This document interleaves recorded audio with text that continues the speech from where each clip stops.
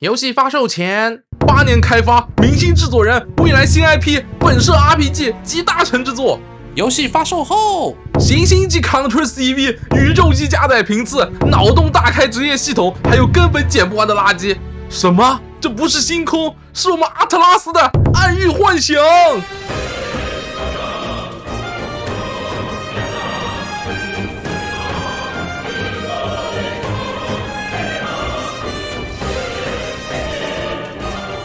首先叠甲，本人勉强算得上阿特拉斯凯子，不说什么狂热爱好者吧，也算是 SMT、P 系列世界树迷宫的老粉丝了。1年前看到暗域疑似换上真女武同款的回合系统，很是兴奋啊。虽然 P 系列的战斗中后期多少沾点无聊，但毕竟乔野贵也是做过真女3的人嘛。然后到6月份，测试版的矿洞迷宫已经让我感觉有一点小抽象，战斗和 BD 因为刚开局嘛，还玩不出东西来。再然后现在，我终于靠着1天只打1小时才不会晕过去的大毅力通关了这款游戏。很疑惑啊，就有些媒体是怎么对着这么一个完成度和 QA 环节都明显有问题的游戏打出95分、100分的啊？就因为是3人组出品吗？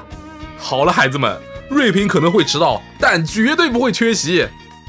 暗域幻想在各种意义上都是一个半成品游戏，它不是剧情写一半烂尾的那种半成品，而是明明很多地方有更合理的设计，但我偏偏不用的半成品。随便举几个例子吧，所谓的5大主城，近景复制粘贴，远景全是一坨坨糊的马赛克。至于世界地图上的其他城镇，你们还真就是一招招的动态壁纸。第一次玩到的时候，属实是有点绷不住。游戏里的各种资产，包括贴图啊、建模什么的，不是质量巨差，就是外包发过来，他们根本就没审核。人物建模崩吧，我还能理解成传统老艺能。这照片是你吗？动画片都能卡成 PPT， 部分角色的人设更是动画例会建模3个样。是妈妈说的。我靠，把我的原色女骑还给我啊！然后道具菜单里的分布，战局内和战局外为啥又不一样？这又是个什么逻辑？最幽默的在于我们暗域幻想2024年还在坚持部分异常状态战后保留，然而我找道具解异常却要翻老半天，这就是被誉为世界顶级的 UI 和菜单交互吗？爆赞啊！还有既然有加点，那我要洗点呢？洗点道具又在哪里呢？说穿了，有些东西根本不是没法改，而是他们懒得改，要么就是赶鸭子上架来不及改。这个世嘉和阿特拉斯管理层也是无敌啊，就指望着卖你们那个次世代国王版骗钱了是吧？就这些我还只是挑了一眼盯真的表层拉垮来说，真要罗列根源性问题，暗域幻想更是半天讲不完。游戏令人生理不适的点在于制作人永远只给到玩家负反馈，迷宫设计堪称千篇一律，3个看到头，方形、塔形森林的模板基本可以描述完全部的迷宫结构，剩下只有纯纯的狗洞、结晶、单向门和宝箱驱动，偶尔几个有特殊机关的图也被毒池偷袭的石海设计淹没，完全感觉不到任何打游戏的快乐。即时战斗那更是属于喝断了偏做出来的一坨，好吧？就 Studio 0这帮人设计动作玩法到底什么水平，都不用我形容，大伙自个看吧。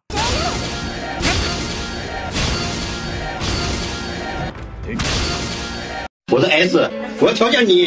给我跪下，调脚。直播间有没有 M？ 推手，啪啪啪，有没有感觉？被偷袭点逃跑，被偷袭点逃跑，被偷袭点逃跑 ，A 滚 ，A 滚 ，A 滚，无聊的公式把戏，不管对我还是对怪都是一种折磨。还有另外一方面，就是很多时候他们虽然强行把战斗探索做成了即时，但是脑子里还是在走回合和 if else 语句，于是出现了很多完全不符合直觉的设计。比如我有手，我的手里有刀，但是我为什么不能隔着铁网打狗？再比如明明就一个人高一点的地方，为什么我就是没办法跳下去？我不到啊！美术这块，除了开头已经提到的场景美术大面积翻车，角色美术的主要负责人前几年被捧上神坛的副导陈迹，在暗域幻想里也是最不愿被拷打的一击。事实证明，放飞自我就是灾难。就大哥你的这个性癖让你完全放手画，是真的要出大问题啊！绿丝袜、格子服、外八小矮人、经典大额头，还有桌布。主角这边一个比一个打扮的抽象，甚至还有双开门大冰箱和雪 distance。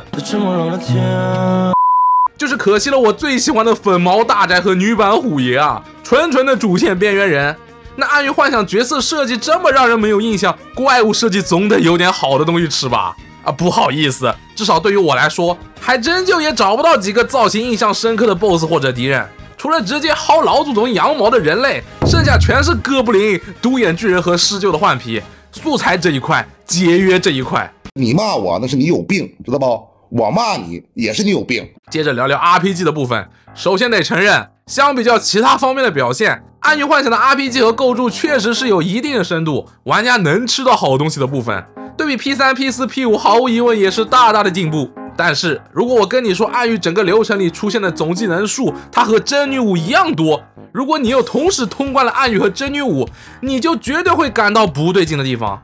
哎，不对啊，怎么我总觉得暗域的技能要比真女武少很多呢？答案揭晓，哦，原来大半都是敌人的专属技能。本作因为抛弃了类重模系统，自然玩家能学的技能变少了，但是你以为敌人这块的质量就因为技能数变多它就提高了吗？ No，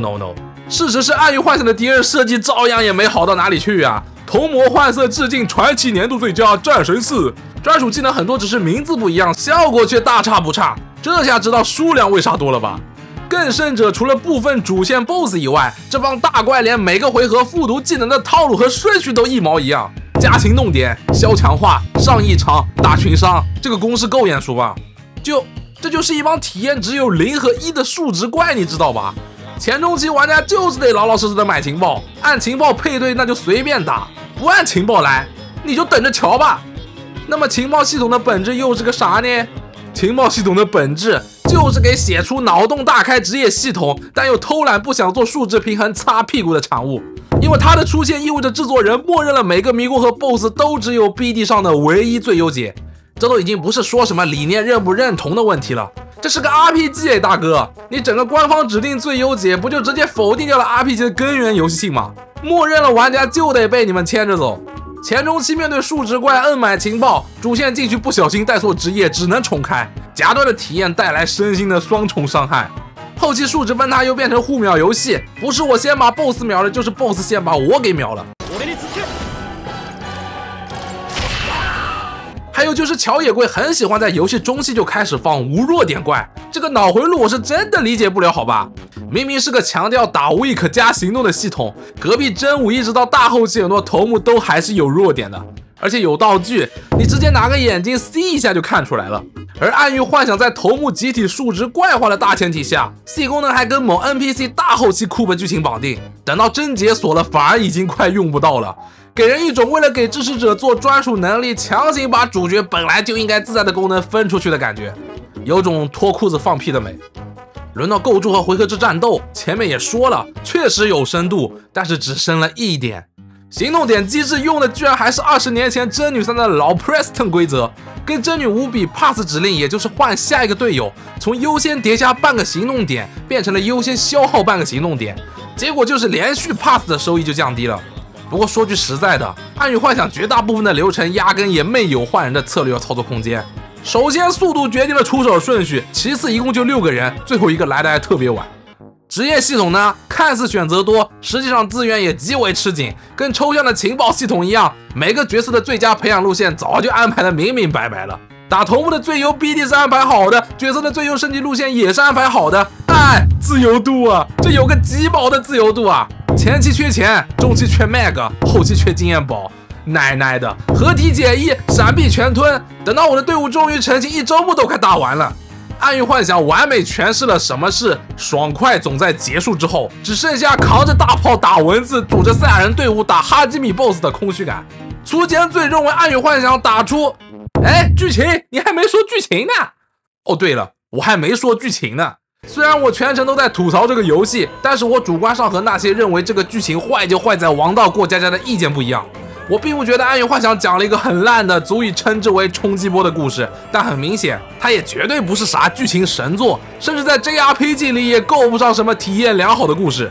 游戏的整个前中期剧情就好像编剧一直在跟你说要爆啦要爆啦，大的马上要来啦，但在后期一声闷屁之后毫无反应，就这个闷屁啊，它既不响也不臭，虽然不是惊天大雷，但也是无色无味的白开水屁啊。